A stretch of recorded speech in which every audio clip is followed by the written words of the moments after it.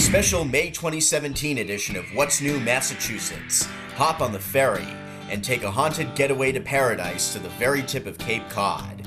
Yes, the What's New cruise serves up a sneak peek of the upcoming Provincetown Paracon, slotted for May 12th through 14th. Chat with the Paracon's New England folklore expert and author Peter Muse about Provincetown's legends and lore.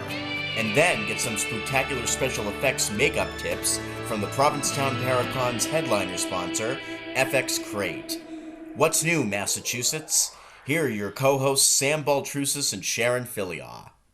Welcome to the May edition of What's New Massachusetts. My name is Sam Baltrusis. Joining me is my lovely co-host Sharon Filiaw. Hi Sam, how are you? Hey Sharon.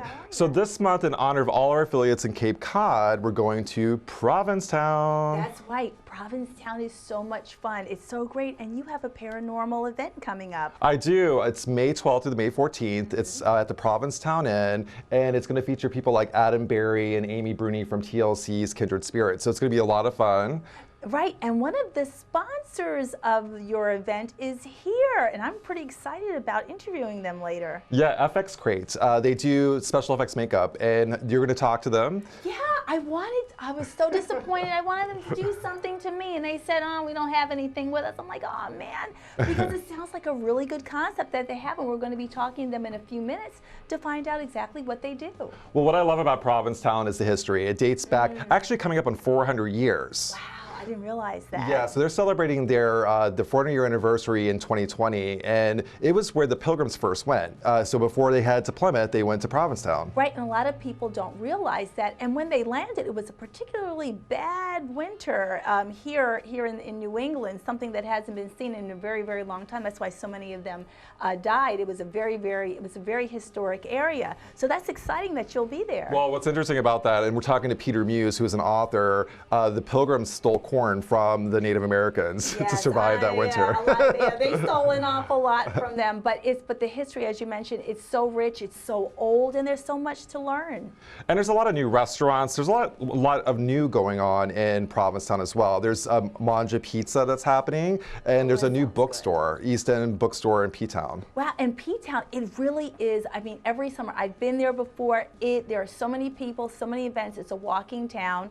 And there are so many pretty little shops that you've been there, and and the beach is beautiful in the morning, just simply beautiful. Well, I've actually read a book. It's Paranormal Provincetown, and the book focuses on the hauntings of Provincetown, but it also goes into a lot into history as well. Right, the haunting stuff is a little scary. that is Sam's arena. I'll let you handle that. But as you mentioned, there's a lot to find out about Provincetown, and your book helps people to delve into that. Yeah, the books are history books with ghost stories. So people who don't know a lot about Provincetown's history, like the fact that it was the first location for the Pilgrims, can learn about that in my book.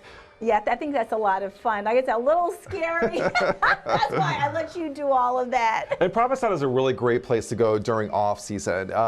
It picks up definitely in June, July, August. There's a big event called Carnival. It's like a parade that happens in August. I love to go in May, which is why I'm doing this Provincetown Paracon May 12th through May 14th. I also love to go in September, October, not only for the ghosts and all the good stuff, but also for the fact that it's cheaper. It's paradise, and this event is going to be accessible for people when it comes to money. It's actually very reasonably priced. And it's also, you're able to go to hotels, which we're about to learn a lot about, that are dramatically reduced in regards to price. It's like you can go to Paradise for $100. Right, and it's good to know when to go when the prices are reduced, as you mentioned, because they definitely have a peak season and the prices are formidable. They're very high. During peak season, it's crowded, it's packed, shoulder to shoulder. What's interesting about Provincetown, it grows from about 2,000 people to about 60,000 people. So it's like dramatic increase during the busy season. It is. In the time that I was down there, it was so crowded you couldn't even navigate your car down the road. There were people all in the streets. You have to be really careful.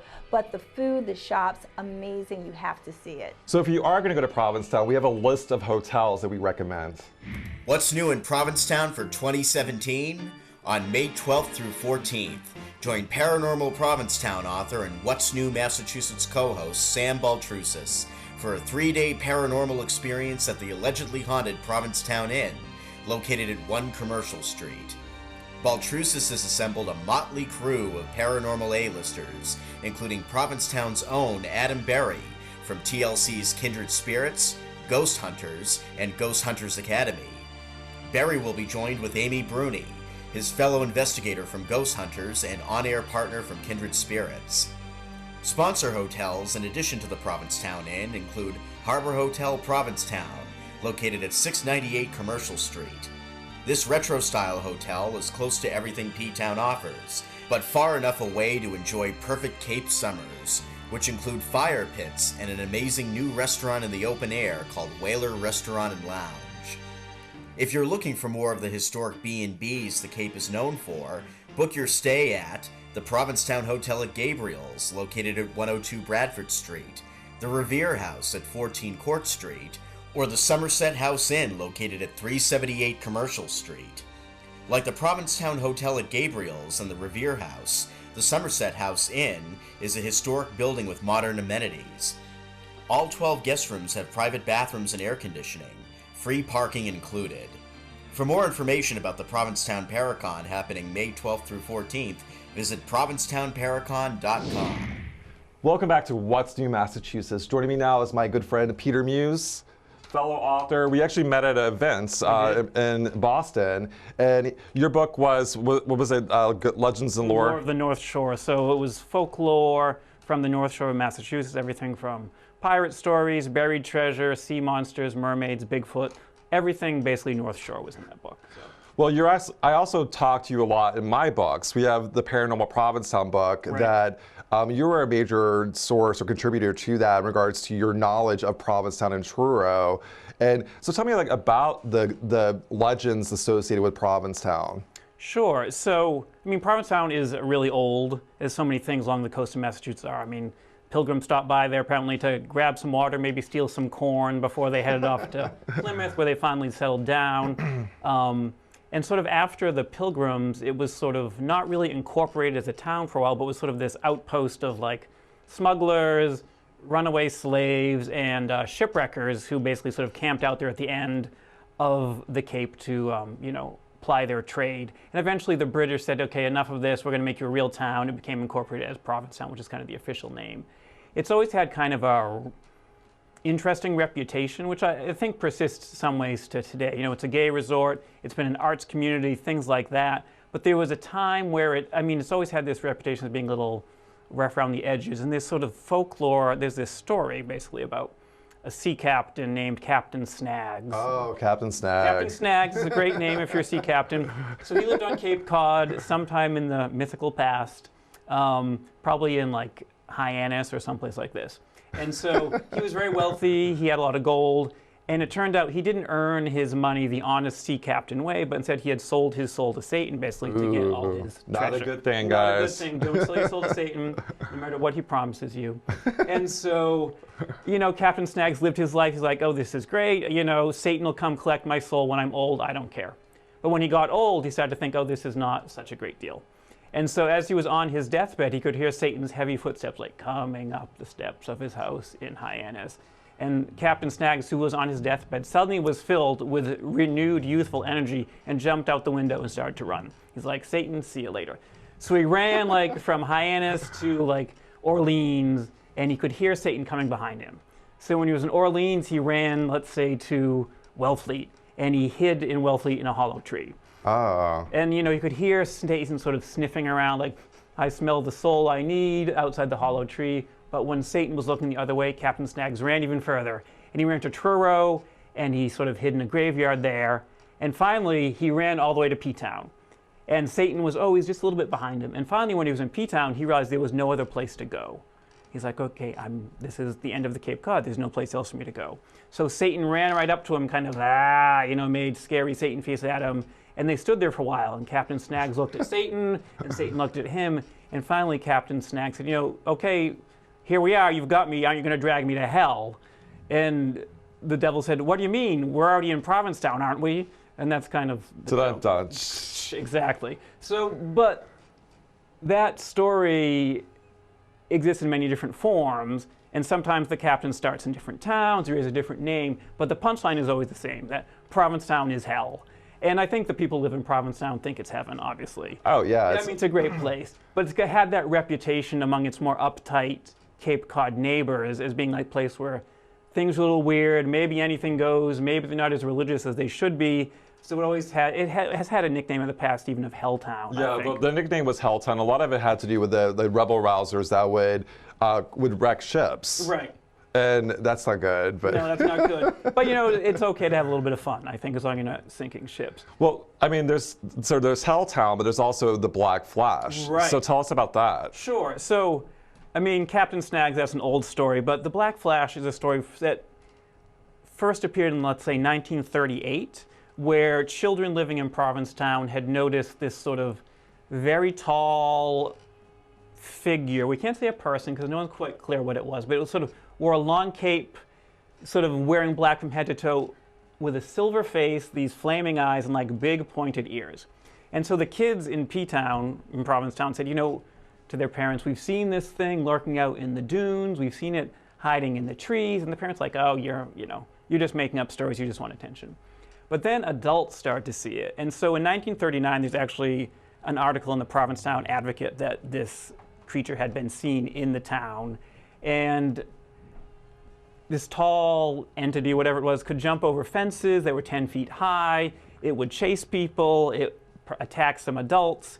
Supposedly, the police even once cornered it in the Provincetown High School playground. Oh, well, I didn't know that. And drew their weapons, and they were like, okay, you better surrender. And it just leapt over this like 12-foot fence and disappeared.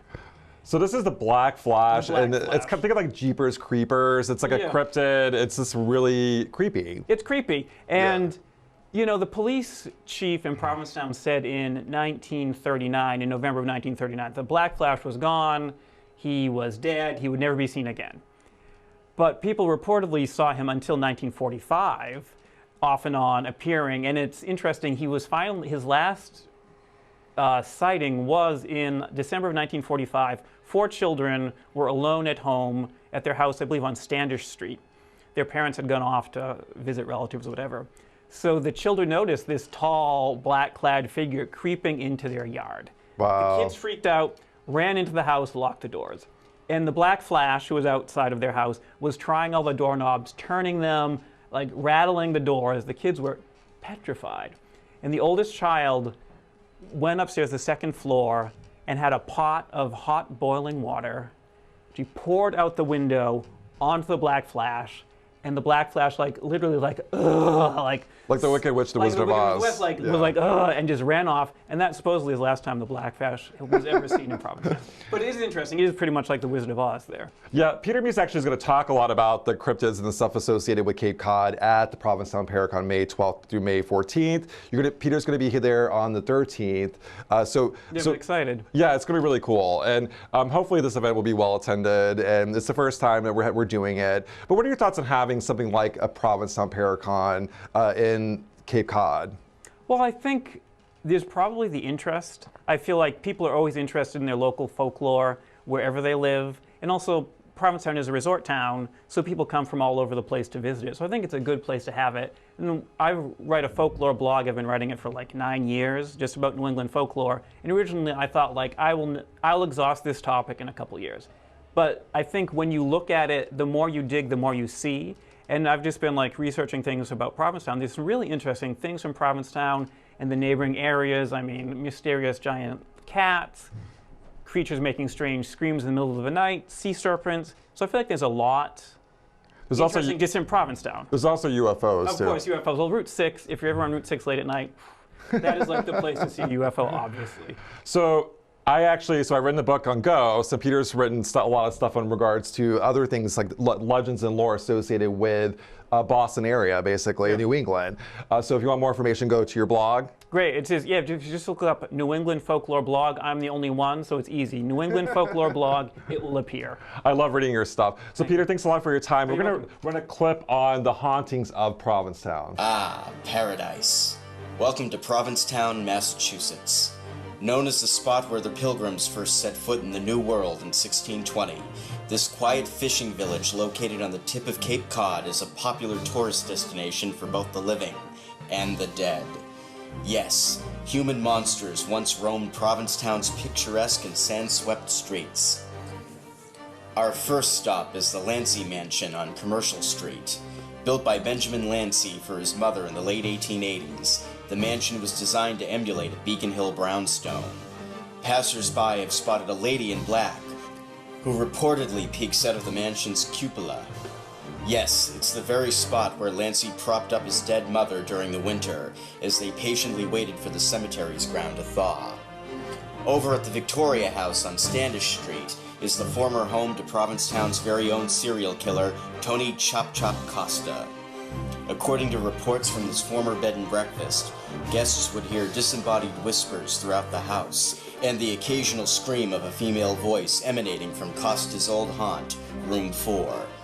Some believe that Costa may have tortured his victims in the Victoria House, similar to Buffalo Bill in Silence of the Lambs, before murdering, removing their hearts, and burying them in Truro. Yes, Costa was a heartless killer. For many more tales from the crypt, check out Paranormal Provincetown by author Sam Baltrusis, coming out in the fall of 2016. Yes, darkness lurks in the shadows of paradise. Here with me now is Mr. Paul Kerr, the principal of FX Crate, a company that specializes in special effects makeup. Thank you so much for joining us here today in Westmead, Massachusetts. I am so excited. I was talking to you before we came on, and I was looking at some of the videos that you have on YouTube. The makeup is incredible. It looks real. So how did you get started in this? So, well, I wanted to figure out a way to teach people on a large scale on how to do makeup. And I know that there are some expensive alternatives, but I figured, you know, if we could do something like a subscription box, get them sent out, use professional artists, put it on YouTube, we could at least teach them the techniques that could prepare them for more professional schools. Right, now this type of makeup has been in existence for a while. You know, we talked off camera about Rick Baker, you know, who did the Thriller video, and also Bud Westmore, who did the Munsters way back in the 60s, where the makeup was a bit more rudimentary. But you have a person who you especially admire. Can you tell our viewers about that? I love Stuart Freeborn. He was the design and concept artist for Yoda, or he constructed Yoda. Wow, everyone loves Yoda. It's such an iconic figure in Star Wars with the little ears and everything. So, so when people subscribe to FX Crate, what can they expect when their box arrives? So we send a theme each month, 3 to 4 items per month, and we usually have things like tutorials, and then we have like a product list, and then we teach them how to do it. So like we'll throw it on YouTube and we'll put a PDF on our website. You know, it's interesting, before we came on, you talked about how you had some special effects makeup on, and you walked down the street. What happened?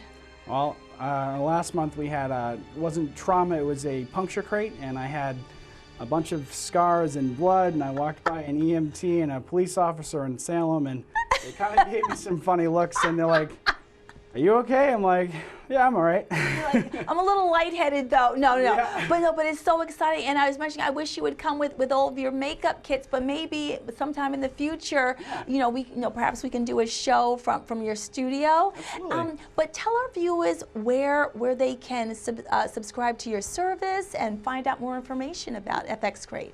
You guys can go to fxcrate.com. You can find us right there, and anything that you know will be on the website. We update the website monthly on the different themes. So this sounds like an exciting venture that you're in. Much continued success, Paul Kerr. Thank you so much for joining us. Thank you so much.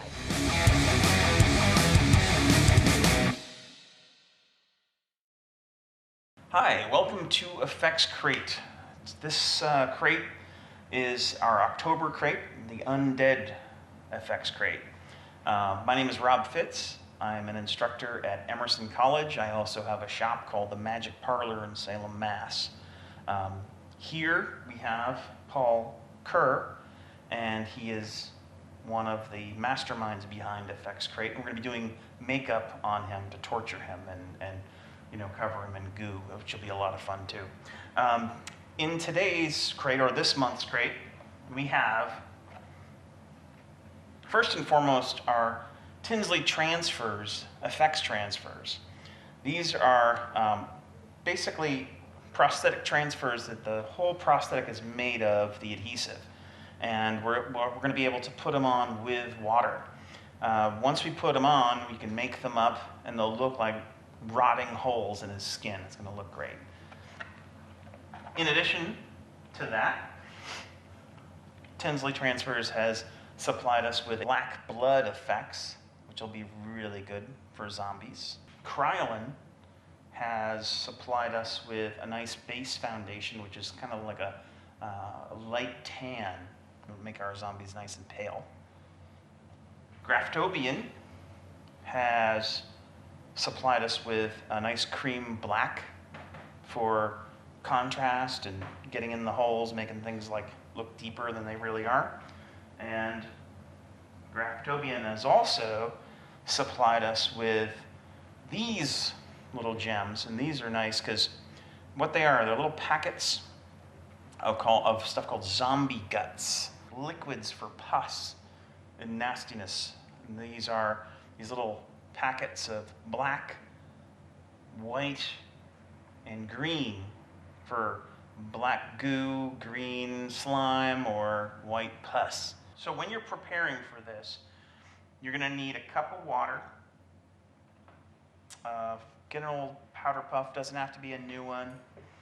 A pair of scissors, some brushes, whatever you got is fine.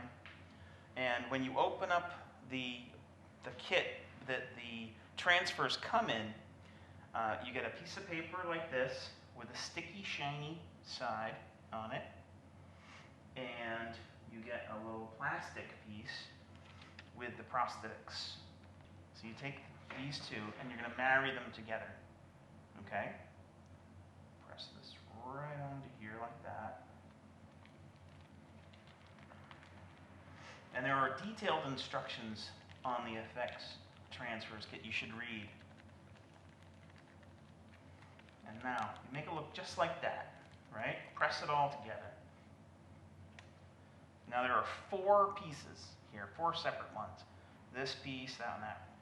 What you're going to do is you're going to cut around them, right? With your scissors.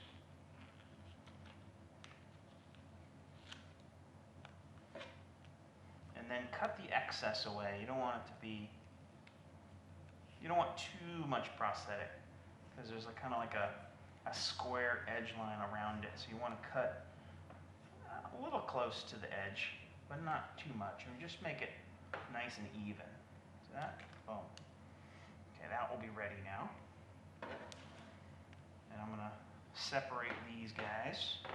Now you're basically, this is the whole preparation part. And what you're going to do, you ready for this part? So now you have paper on one side, plastic on the other. It's not sticky. And when you're preparing to put these on, you're going to peel the plastic up. See that? You get rid of that. Now this is sticky. It's like the sticky bottom side of the prosthetic. When you're ready to put this on, I'm going to show you because I'm going to put it on his face. And this part will stick to him, the prosthetic bottom part, and then I'm going to use just water to put it on. So we're going to take this is our shiny side that's sticky, and we're going to put it right on his skin, like so. And you're going to notice that it sticks right there, because it's all made of glue. And then you're going to take your powder puff that's now wet, and you're just going to press it on. When you press that on, the paper is going to saturate,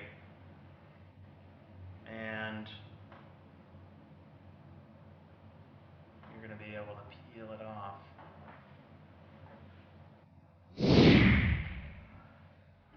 So Sharon, Provincetown Paracon, it's going to be awesome. It's going to be great. It's such a wonderful area, not only for the event, but also walking the beaches, eating, walking throughout the town. It's a lot of fun. So it's May 12th through May 14th. If you want more information, go to provincetownparacon.com. Love to have that. We have our speakers there. We have Peter Muse, who was just on the show. That's right. And in FX Crate, they're going to do some amazing things at this event. Oh, sounds so exciting. You've got to go check it out.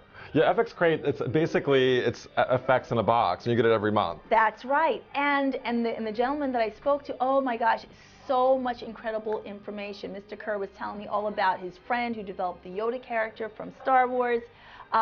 You know, Rick Baker, all these wonderful, wonderful artists who he drew from, and it really is a skill set. It's a very, very specialized craft. Yeah, the Provincetown Paracon is going to showcase FX Crate's skills, and if you want, I'm actually thinking about getting the FX Crate myself. Maybe we can.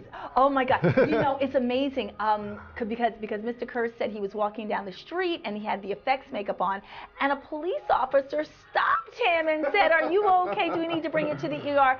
So, I mean, just really realistic, amazing makeup. That's awesome. So for more information about the show, go to what'snewmassachusetts.com, and more about the Provincetown Paracon, go to provincetownparacon.com. Sharon, have a great month. Same to you, Sam. And I'll see you guys next month for What's New Massachusetts. Bye. Bye.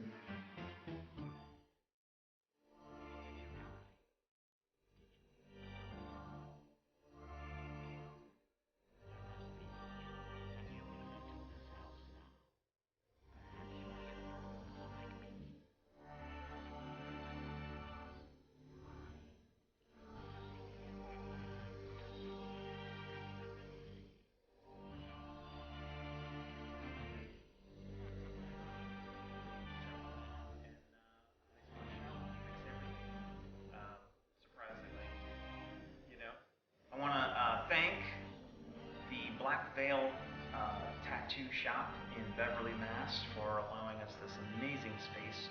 That's an incredible Gothic tattoo shop. And our friend Paul here for subjecting himself to our horrific makeup. Yeah, that's basically it for this crate. We'll see you next month with another